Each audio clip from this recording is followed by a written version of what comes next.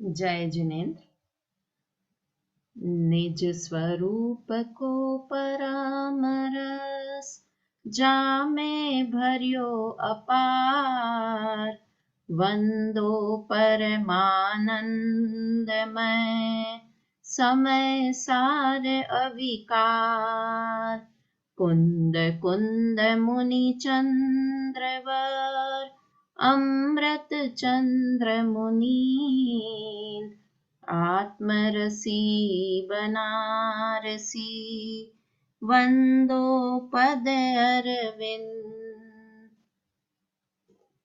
पंडित बनारसी दास जी कृत नाटक समय सार ग्रंथ के शाद्वाद द्वार पर हम चर्चा कर रहे हैं। और कल की क्लास में हमने एक अलग चीज देखी थी कि पंडित राजमल जी पांडे साहब ने स्व चतुष्टय और पर चतुष्टय के कैसे भेद किए हैं। और सुशीला आंटी ने प्रश्न भी किया था, तो उससे रिलेटेड एक मैंने चार्ट आपको भेजा था, है ना। वो चार्ट आपने देखा होगा। तो पहले जो अभी तक हमने पढ़ा स्व चतुष्टय और पर चतुष्टय संबंधी वर्णन, उसको उस चार्ट के माध्यम से थोड़ा सा देख लेते हैं। देखो, स्व चतुष्टय और पर चतुष्टय दो तरह से, एक तो मेरे द्रव्य क्षेत्र काल भाव, ये अलग है, और पर द्रव्य के, पुद्गल के या अन्य जीव के भी द्रव्य क्षेत्र काल भाव मुझसे अलग हैं, है ना। ये हमें स्पष्ट दिखाई दे जाते हैं, इसलिए हम इन्हें पर चतुष्टय मानते हैं। किंतु यहाँ पर एक और जो चार्ट मैंने कल भेजा था, उसमें स्व चतुष्टय पर चतुष्टय की जो बात थी, उस बात को हम देखते हैं। आप लोग या तो निकाल लें वो चार्ट, तो बहुत अच्छा रहेगा, समझने में आसानी होगी। प्रमाण का द्रव्य ऐसा लिखा हुआ था उसमें, और नीचे लिखे हुए हैं चतुष्टय द्रव्य क्षेत्र काल भाव, ऐसे। तो अब द्रव्य अपेक्षा से अगर स्व चतुष्टय देखेंगे, तो द्रव्य सामान्य और पर्याय विशेष, द्रव्य सामान्य और पर्याय विशेष। इसका क्या मतलब हुआ? द्रव्य सामान्य मतलब में जीव द्रव्य, ऐसा मैंने माना, या सभी जीव द्रव्य, तो ये सब कॉमन है। और पर्याय कैसी होती हैं? विशेष होती है, कि ये पंचेंद्रिय जीव, ये चार इंद्रिय जीव, है ना, ये संसारी जीव, ये मुक्त जीव, ये अरहंत जीव, ये सिद्ध जीव, ये मुनिराज, ये श्रावक, ऐसे भेद करना, ये विशेषता हो गई। तो ये पर्याय का सूचक है। जैसे एक डॉक्टर है, तो डॉक्टर कहा तो वो सामान्य डॉक्टर सब हो गए। अब विशेष डॉक्टर मतलब जो स्पेशलाइजेशन किए हुए हो, है ना, वो स्पेशलाइज है कि ये हड्डी के डॉक्टर है, ये गायनी है, ये फिजियो वाले हैं, जो भी हैं, तो ऐसे अलग अलग करना, वो एक विशेष हो गया। तो द्रव्य है वो सामान्य है, पर्याय है वो विशेषता को सूचित करती है। फिर हुआ क्षेत्र। क्षेत्र में दो चीज हैं, भेद रूप और अभेद। तो द्रव्य है वो कैसा है? अभेद और अखंड है, अभेद और अखंड है। और पर्याय कैसी है? भेद रूप है और खंड है। अब क्षेत्र में कैसे समझ में आता है? कि जैसे मैंने बोला कि 2.5 द्वीप में कौन रह सकता है, कौन से जीव रह सकते हैं? तो 2.5 द्वीप तक, मानुष्योत्तर पर्वत तक सिर्फ मनुष्य ही जा सकते, मनुष्य वहां तक जा सकते हैं, उससे आगे नहीं जा सकते हैं। तो ये कैसा हो गया? भेद कर दिया, खंड कर दिया हमने क्षेत्र में, है ना। तो ये क्या हो गया? खंड हो गया। तो ये हम जब पर्याय विशेष की बात करेंगे, किसकी बात करें? कि मनुष्य, वो भी एक पर्याय विशेष हुई, और क्षेत्र भी पर्याय विशेष हो गया। कैसा हो गया विशेष? की वो सिर्फ मानुषोत्तर पर्वत तक ही जा सकता है, ये भेद हो गया, है ना, ये भेद हो गया। ऐसे हम कितने क्षेत्र संबंधी भेद तो बहुत सारी तरीके से कर लेते हैं, कि नारकी है वो नीचे से अधोलोक से कभी भी ऊपर नहीं आ सकते हैं, देव है वो तीसरे नरक तक ही जा सकते हैं। ऐसे क्षेत्र संबंधी बहुत तरह का विवेचन मिलता है। तो ये सब विवेचन किसके लिए है? कि जब ये हम पर्याय को देखेंगे, किसी एक स्पेशल कंडीशन को देखेंगे, तब ये भेद खड़े होंगे। और जब आत्मा को सामान्य मानेंगे तो आत्मा तो कैसा है, असंख्यात प्रदेश है, अपने प्रदेश में रहने वाला है। और जब पर्याय से बात करेंगे तो मनुष्य पर्याय में है, और मनुष्य कहाँ तक रहने वाला है कि 2.5 द्वीप में रहने वाला है। तो हमने खंड कर दिया ना, असंख्यात प्रदेश को खंड में कर दिया कि यहाँ तक ही जीव जा सकता है ना। तो ऐसे अखंड की बात करना वो द्रव्य है, और खंड रूप क्षेत्र की बात करना वो पर्याय जीव एक पर्याय से दूसरी पर्याय में जाए उसको भी अभेद कहेंगे। भेद अभी आएगा, वो वाला भी आएगा, वो चीज अभी अपन भाव की बात करेंगे ना, तब उसमें आएगा एक पर्याय से दूसरे पर्याय में, है ना। तो ये द्रव्य क्षेत्र। अब काल संबंधी, काल कैसा है, जीव अनादि अनंत है, नित्य है, कभी उत्पन्न नहीं हुआ है और कभी नाश नहीं होगा। अब पर्याय की बात करेंगे तो पर्याय कितनी है, मनुष्य की आयु मैक्सिमम कितनी, कि 100 वर्ष मनुष्य 120 वर्ष जितने भी तक रह सकता है।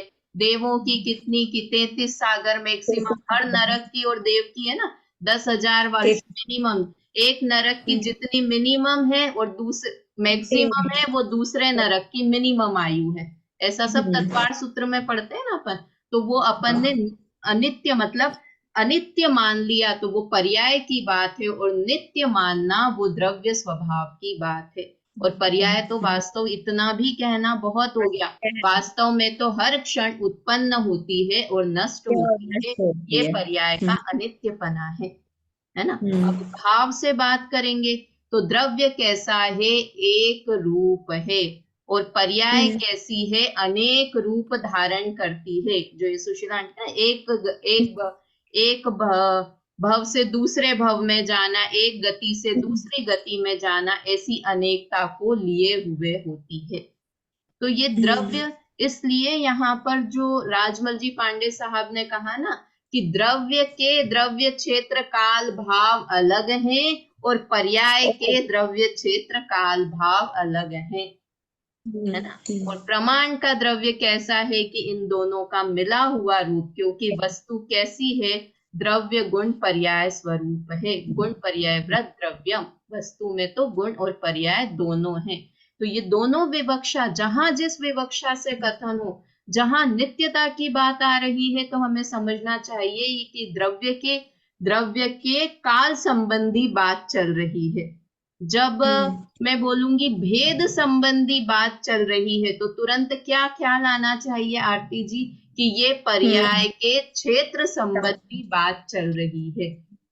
समझ में आया एकदम ये तुरंत, क्योंकि ये बार बार आचार्य ऐसे बताएंगे नहीं कि हम द्रव्य से हम पर्याय से बात कर रहे हैं या द्रव्य से बात कर रहे हैं, है ना। हम द्रव्य क्षेत्र काल भाव में से कौन सी अपेक्षा लगा रहे हैं। हाँ, तो ये अपने को अपने अंदर में विचार रहना चाहिए। सुलेखा दीदी समझ में आ रहा है ना, कि हम जैसे ही हमने नित्य बोला तो हमको क्या समझ में आना चाहिए कि ये द्रव्य की बात है और द्रव्य के काल संबंधी बात चल रही है ना। ऐसे ही हर चीज में विशेष, कोई हम विशेष पर्याय की बात करें, सिद्ध भगवान, तो सिद्ध भगवान क्या हुई, विशेषता हो गई, ये पर्याय की विशेषता हो गई।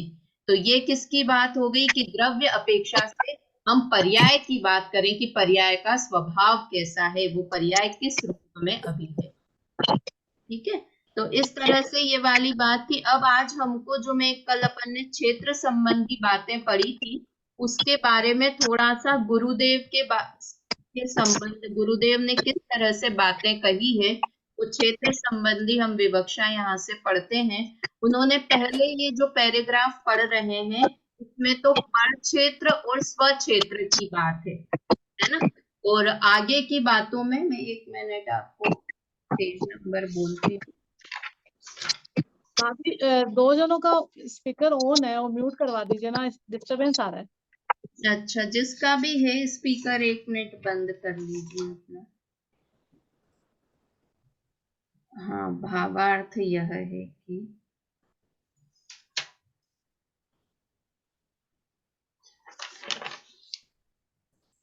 हाँ, ये स्क्रीन चालू हो गई ना आपको, 1 सेकेंड में हो गई। हाँ हो गई।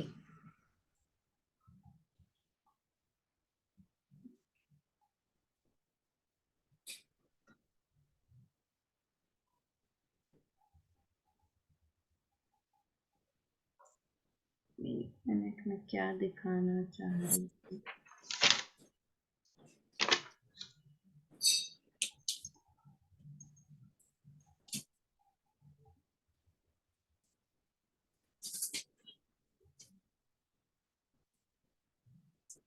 हाँ, ये भगवान को समो शरण में पढ़िए, सुशीला आंटी पढ़िए, भगवान को समो शरण।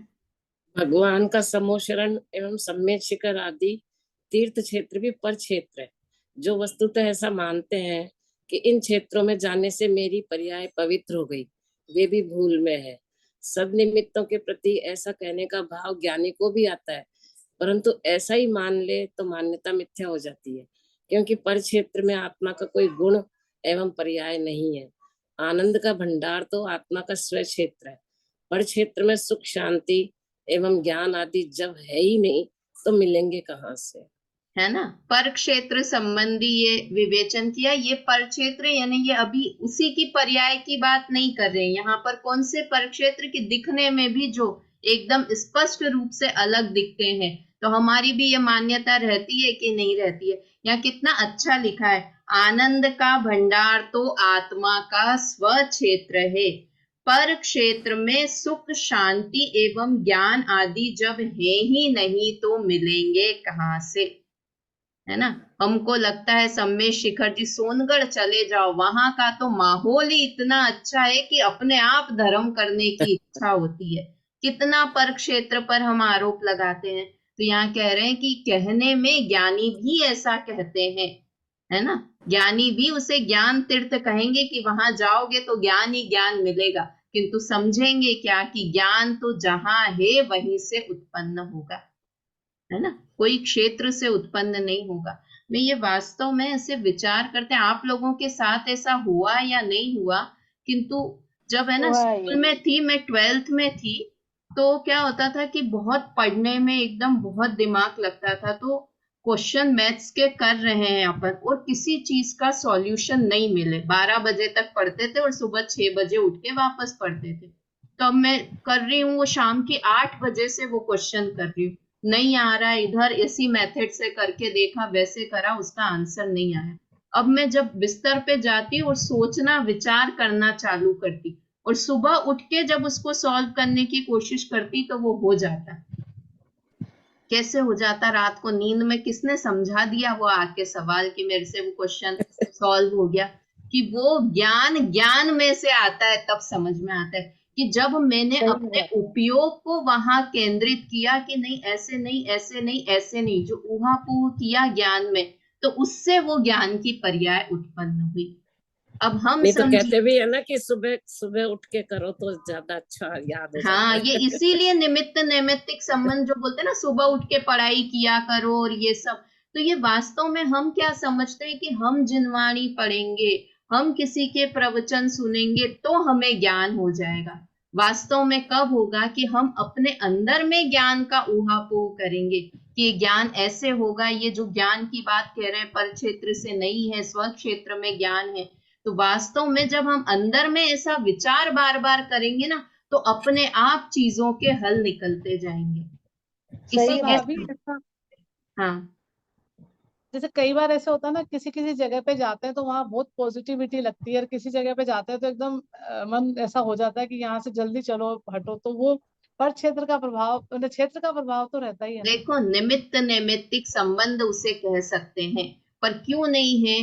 क्योंकि उसी सम्मेद शिखर पर जाकर कई लोग तो सिद्ध भगवान को स्मरण करते हैं, और उसी सिद्ध क्षेत्र पर जाकर कई लोग शराब ताश पत्ती खेलते हैं। क्या फर्क है? अपने अपने उपयोग और ज्ञान का फर्क है कि हम एक पॉजिटिव वाइब्स के साथ जा रहे हैं मंदिर में। कई लोग जाएंगे, हम अपने ही देखो, 2 लोगों की बात भी नहीं, मंदिर जाने से परिणाम अच्छे होते हैं ये कहा जाता है ना। तो ये बहुत स्थूल निमित्त नैमित्तिक कथन है, बहुत स्थूल कथन है। हमारे ही परिणाम किसी दिन मंदिर में जाकर खूब लगते हैं और हमारे ही परिणाम उस क्षेत्र में जाकर कभी कभी नहीं लगते हैं। बिल्कुल मन जल्दी चलो, है ये ना। मेरा भी अनुभव है भाभी। इतनी हाँ, बड़ी जगह जाकर भी, शांति की जगह जाकर भी मैं शांति नहीं पा पाई। क्योंकि मेरे खुद के अंदर इतनी अशांति थी। हाँ तो शांति तो बराबर। अपने अंदर ही है, बाहर नहीं सकते उससे। बाहर, हाँ बराबर है ना। तो ये पर क्षेत्र पे आरोप करना ये हमारा गलत मान्यता है। वास्तव में सुख और शांति हमारे अंदर ही है, जहां से वो प्राप्त हो सकती है। अब देखो थोड़ी सी गूढ़ बात की है यहाँ पर, वो अपन पढ़ते हैं पेज नंबर 250। चश्मा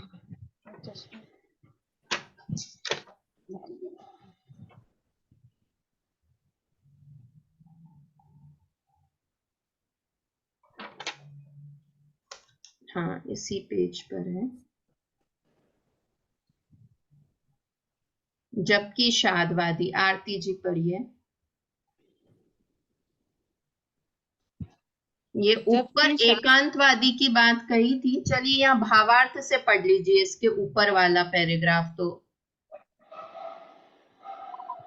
यह पर क्षेत्र संबंधी ज्ञान तो तेरे ज्ञान स्वभाव के कारण से ही होता है। नहीं यहाँ से नहीं, एक मिनट, ये बहुत लंबा हो जाएगा। हाँ भावार्थ यह है कि, भावार्थ यह है कि पर क्षेत्र के निमित्त से आत्मा में जो ज्ञान होता है उसे अपना माने तो आत्मा पर द्रव्यमय हो जाएगा। ऐसी एकांत कल्पना से अज्ञानी पर क्षेत्र को छोड़ने के साथ चैतन्य आकार को अर्थात अपने ज्ञान की पर्याय को भी छोड़ देता है।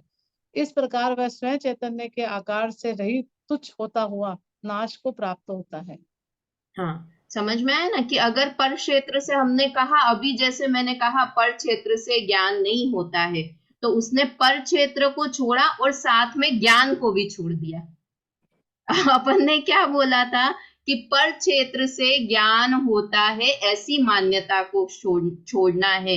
तो उसने क्या करा, एकांतवादी ने, कि पर क्षेत्र भी नहीं है और ज्ञान भी नहीं है, तो उसने अपने ज्ञान का ही घात कर लिया, है ना। पर क्षेत्र के साथ साथ ज्ञान का भी घात हो गया।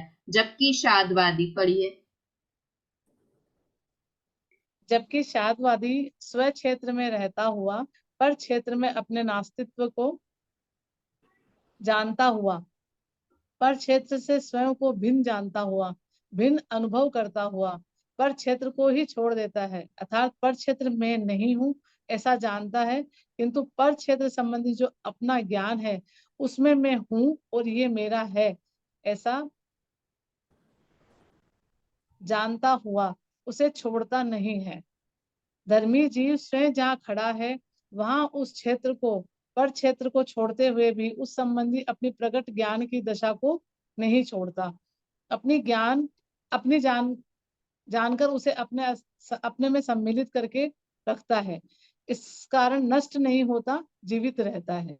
हाँ मतलब देखो यहाँ पहले भी हमने पढ़ा कि उत्तीर्थ क्षेत्र पे जाने से ज्ञान होगा, ऐसा ज्ञानी जीव भी कहते हुए मिलेंगे, किंतु मान्यता कैसी है कि पर क्षेत्र से ज्ञान नहीं है। इसलिए यहाँ लिखा ना कि धर्मी जीव भी जिस क्षेत्र में खड़ा है उस पर क्षेत्र को छोड़ते हुए भी उस संबंधी अपनी ज्ञान की दशा को नहीं छोड़ता, कि इस क्षेत्र संबंधी ज्ञान होने में कोई दिक्कत नहीं है ना, ज्ञान की मनाही नहीं है, किंतु पर के कारण मेरे में कुछ हो गया, पर क्षेत्र के कारण, पर क्षेत्र मुझे सुखी दुखी करते हैं, पर क्षेत्र में जाने के कारण मुझे आनंद हो जाएगा, मुझे ज्ञान हो जाएगा, ऐसी मान्यता को वो छोड़ते हैं, है ना।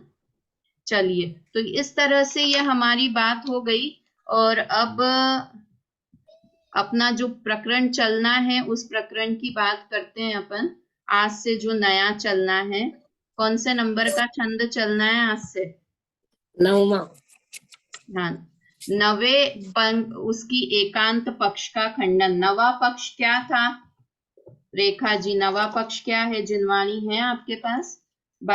ज्योति जी आप बताएं, कोई भी बताएं। देह का नाश होते ही जीव का नाश हो जाता है। हाँ, इसमें 9 और 10 एक साथ हैं।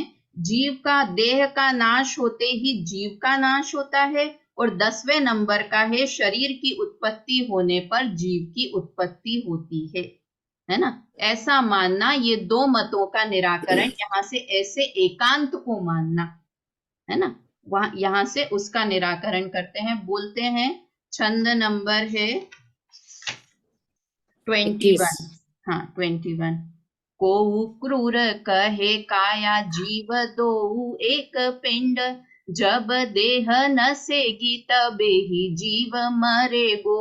छाया को सो छल की दो माया को सो पर पंच, काया में समाई फिरी काया को न धरेगो। सुधि कहे देह सो अव्यापक सदीव जीव, समय पाई पर को ममत परिहरे गो।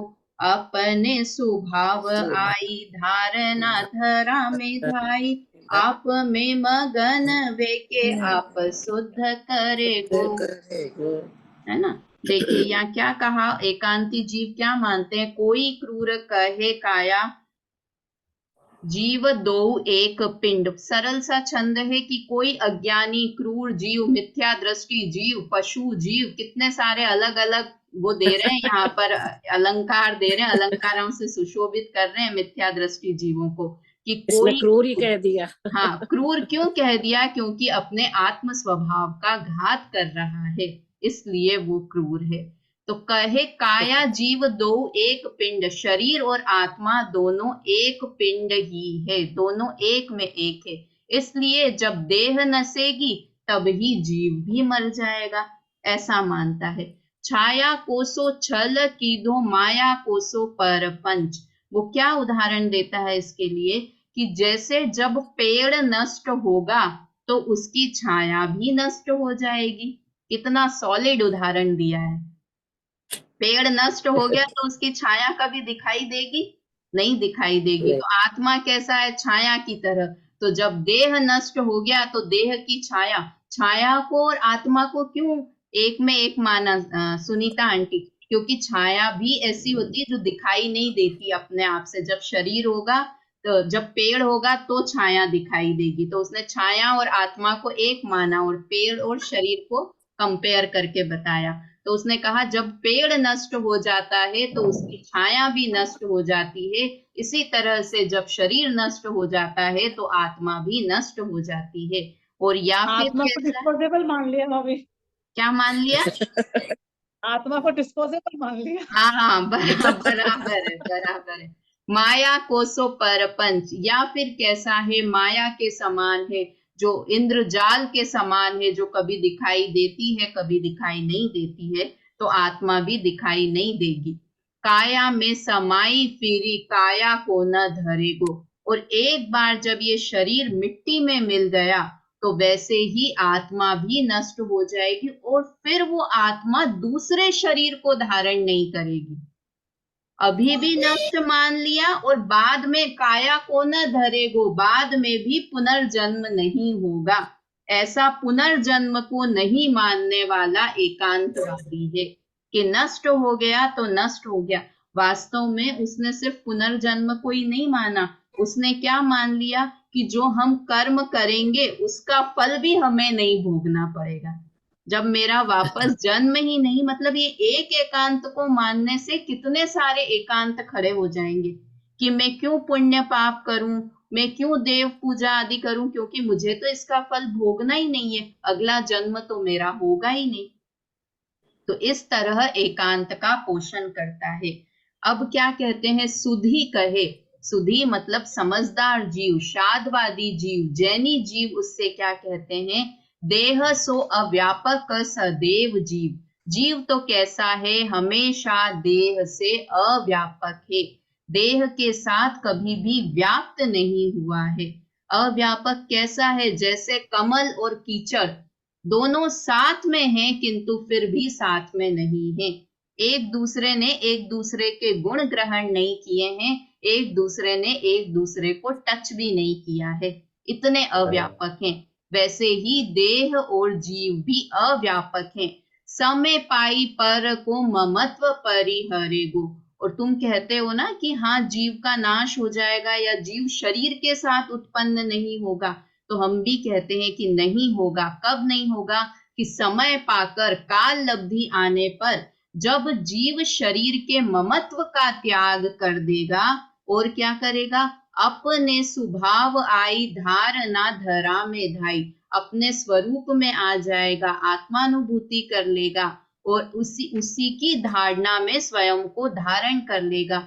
मैं आत्मा हूं ऐसी ही धारणा में अपने ज्ञान को स्थापित कर लेगा। आप में मगन होके आप शुद्ध करेगा। और जब अपने आप में मगन हो जाएगा, मतलब अरहंत सिद्ध पद को प्राप्त हो जाएगा, शुद्ध हो जाएगा, तब हाँ हम भी कहते हैं कि वो शरीर धारण नहीं करेगा, है ना। अभी तो हम क्या कहते हैं सुनीता आंटी, औदारिक शरीर किन किन जीवों को होता है? त्रियंच और मनुष्यों को। हाँ, और वैक्रियक शरीर किन किन को होता है? देव और नारकियों को। परम औदारिक शरीर किसका होता है? अरहंत भगवान सिद्ध का नहीं, अरहंत भगवान का। तो अभी तो मान रहे हैं, अपन तो पढ़ रहे हैं यहाँ की शरीर अलग है और आत्मा अलग है। और अभी अपन कह रहे हैं देव जीव, देव मनुष्य को, देव और नारकी जीवों को वैक्रियक शरीर होता है। तो हम भी तो व्यवहार से मानते हैं, व्यवहार से मान रहे हैं ना। हाँ, कि ये पर्याय रूप है, किंतु द्रव्य स्वभाव अलग है। हम भी मानते हैं वैक्रियक शरीर का नाश होगा, औदारिक शरीर मिलेगा, औदारिक का नाश होके वैक्रियक शरीर मिल गया, किंतु ये हम पर्याय में मानते हैं। द्रव्य अपेक्षा कैसा मानते हैं कि द्रव्य और पर्याय अलग अलग हैं। द्रव्य का कभी भी नाश नहीं होगा। न हम तो क्या बात कर रहे हो, जीव द्रव्य का कभी नाश नहीं होगा। हम तो ये कह रहे हैं कि पुद्गल का भी कभी नाश नहीं होगा। तुम तो जीव के नाश की बात कर रहे हो, हम तो कभी ये मान रहे हैं कि पुद्गल का भी कभी भी नाश होने वाला नहीं है। इस तरह एकांतवादी का यहाँ पर निराकरण किया। और हमारे अंदर भी कहीं ना कहीं यह मान्यता छुपी होती है कि मेरा नाश, हम मानते हैं कि नहीं, हाय राम मैं मरा, कितनी बार बोल देते हैं मैं मरा। शरीर मर रहा है तो अपना नाश मानते हैं कि नहीं? तो वास्तव में हमारे अंदर की ये मान्यता टूटे कि शरीर अलग है, शरीर के नाश होने से मेरा नाश नहीं होगा। ये मान्यता अपने अंदर दृढ़ करनी चाहिए। पढ़िए इसका अर्थ, पढ़ो मम्मी, पढ़ो इसका अर्थ। कोई मूर्ख चार ये तो कहते हैं कि शरीर एक पिंड है। सो जब शरीर नष्ट होगा तब जीव आएगा। जिस प्रकार वृक्ष के नष्ट होने से छाया नष्ट हो जाती है, उसी प्रकार शरीर के नाश होने से जीव भी नाश जाया के समान कौतुक बन रहा है। जो जीवात्मा दीपक की लो ज्योत के प्रकाश के समान शरीर में समा जाएगा, फिर शरीर धारण नहीं करेगा। इस प्रकार सम्यक ज्ञानी कहते हैं कि जीव पदार्थ शरीर से सदैव भिन्न है, और भिन्न है सो काल लब्धि पाकर पर पदार्थ से ममत्व छोड़ेगा और अपने स्वरूप को प्राप्त होकर निजात्म भूमि में विश्राम करेगा। उसी में लीन होकर अपने को ही आप ही शुद्ध करेगा। हाँ, है ना। इस तरह से यहाँ पर देखो, पुनः उसने एक पेड़ और छाया का उदाहरण दिया था ना एकांतवादी ने, तो बनारसी दास जी भी पीछे नहीं रहे। उन्होंने एक और उससे भी अच्छा उदाहरण यहाँ दे दिया। क्या उदाहरण दिया? जो तन कुंचुक त्याग के बिन से नाही भुजंग, त्यों शरीर के नास दे अलख अखंडित अंग। क्या लिखा? कंचुक मतलब कांचली। जैसे कांचली के छोड़ने पर सर्प नष्ट नहीं होता है। उसने पेड़ और छाया का उदाहरण दिया था। तो यहाँ पर क्या दिया बनारसी दास जी ने उदाहरण कि कांचली, देखा होगा ना, वो कांचली छोड़ देता है पुरानी और उसमें से निकल जाता है। हम कई बार ये अपने समाधि मरण वाला पाठ वगैरह पढ़ते हैं, उसमें भी आता है ना कि वो तो मृत्यु तो बहुत उपकारी है। क्यों? क्योंकि जीर्ण छीर्ण शरीर से निकाल कर तुझे नए शरीर में डाल देती है। फटा पुराना कपड़ा हो गया हो तो क्या करेंगे? होली के दिन सारे फटे पुराने कपड़े निकाल देंगे। होली होती इसलिए कि पुराने कपड़े सारे निकाल दो, है ना। 2 बार सफाई करते हैं, होली पे सफाई करते हैं, दिवाली पे सफाई करते हैं। तो होली पे क्या करेंगे? फटे पुराने कपड़े सब निकाल देंगे और नए कपड़े खरीद लेंगे। तो वैसे ही ये क्या हुआ? मृत्यु हुई तो ये फटा पुराना जीर्ण शीर्ण शरीर हो गया था कांचली के समान, वो शरीर छूट गया और आत्मा अलग हो गई। तो इसलिए मृत्यु तो उपकारी है मेरी। क्यों? क्योंकि मुझे पुराने कपड़े छोड़कर नए कपड़े दिला रही है। कपड़े के समान है शरीर। शरीर के नष्ट होने से आत्मा का नाश नहीं होगा, जीव पदार्थ का नाश नहीं होगा, ऐसी बात यहाँ इस छंद में कही।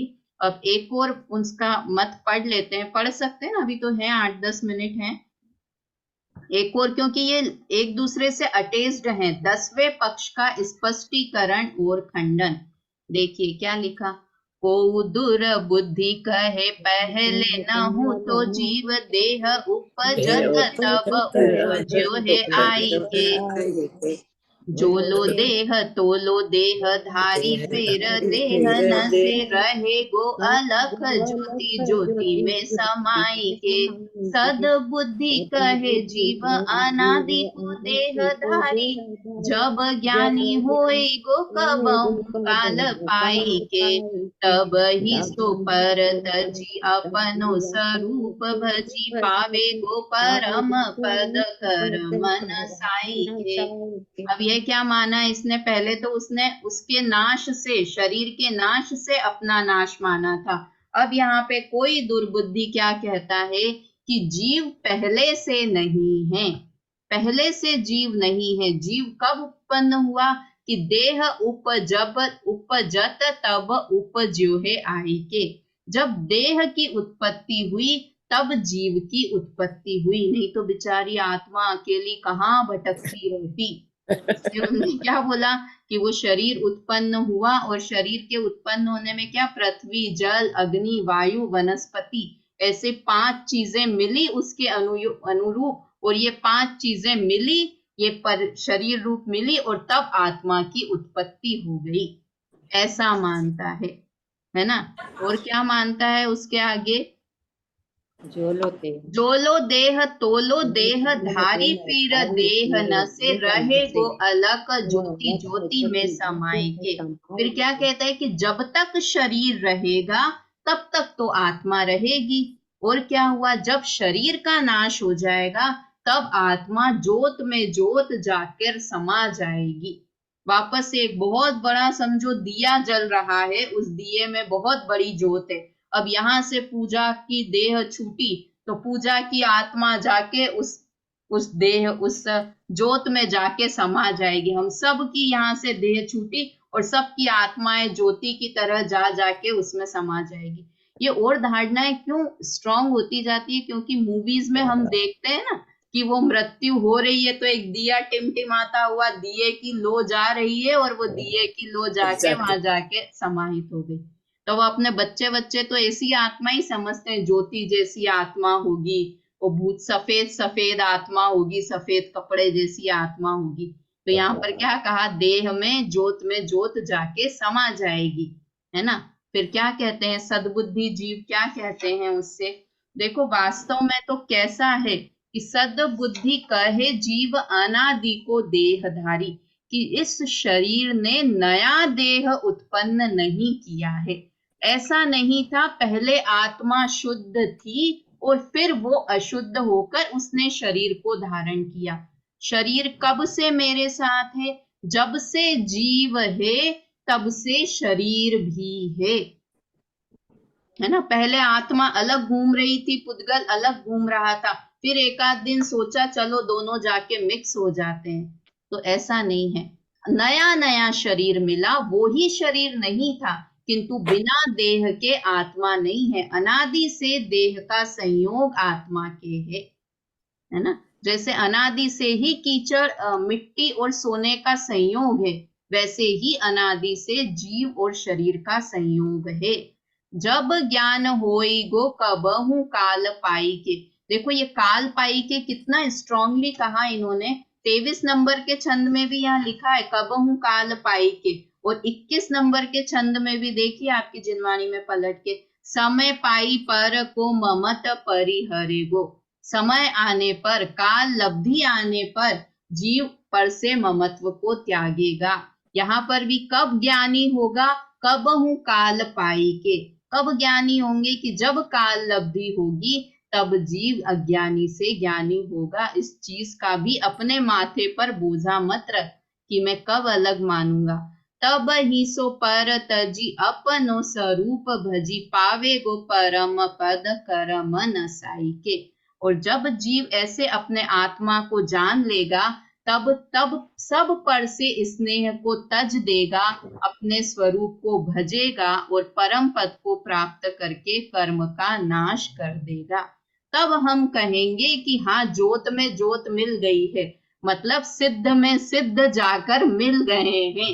एक सिद्ध में सिद्ध अनंत जान, अपनी अपनी सत्ता पिछान। हम तब तो मानेंगे कि जोत में जोत मिल गई है, सिद्ध भगवान में सिद्ध भगवान चले गए हैं, किंतु फिर भी अपनी आइडेंटिटी और अपनी सत्ता रहेगी।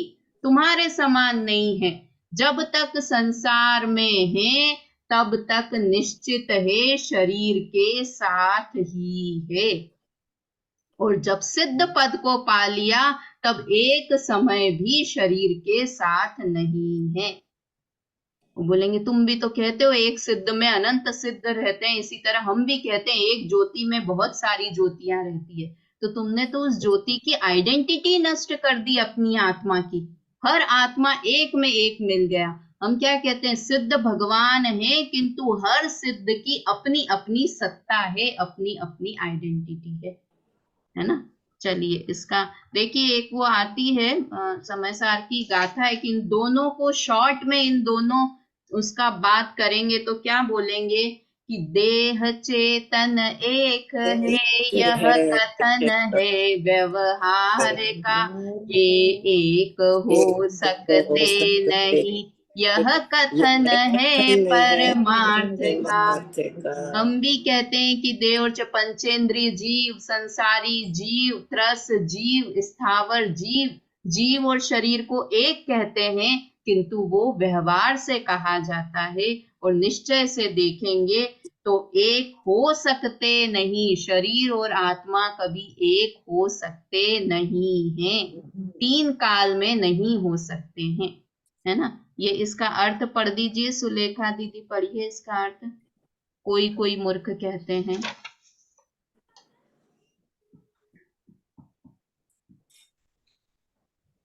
नहीं क्या सुलेखा दीदी है? नहीं है। चलिए ज्योति बेला भाभी आप पढ़ दीजिए। हाँ पढ़ूं, मैं पढ़ूं। हाँ ज्योति जी पढ़िए आप। अर्थ, कोई कोई मूर्ख कहते हैं कि पहले जीव नहीं था। पृथ्वी, जल, अग्नि, वायु और आकाश, इन 5 तत्व में शरीर के उत्पन्न होने पर ज्ञान शक्ति रूप जीव उपजता है। जब तक शरीर रहता है तब तक जीव रहता है, और शरीर के नाश होने पर जीवात्मा की ज्योति में ज्योति समा जाती है।